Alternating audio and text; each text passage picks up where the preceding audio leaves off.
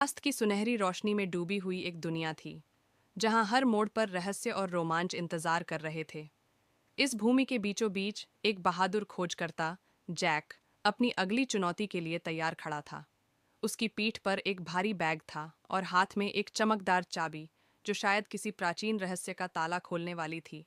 Jack एक पत्थर के पुल पर खड़ा था, जिसके नीचे एक तेज बहती नदी कलकल कर रही थी। नदी के उस पार एक विशाल मशरूम के आकार का घर था, जो ऊर्जा से जगमगा रहा था।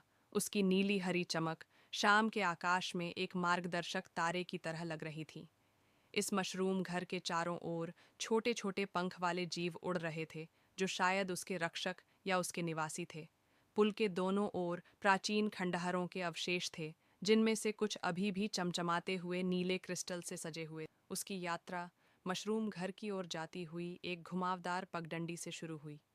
रास्ते में उसे घने जंगल, छिपे हुए रास्ते और शायद कुछ अप्रत्याशित बाधाओं का सामना करना पड़ता, लेकिन जैक का दिल उत्साह से भरा हुआ था।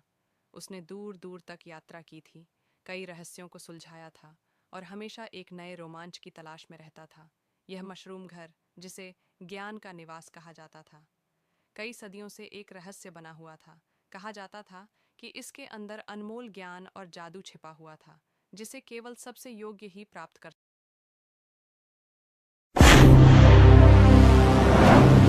Please like, comment, share, and subscribe.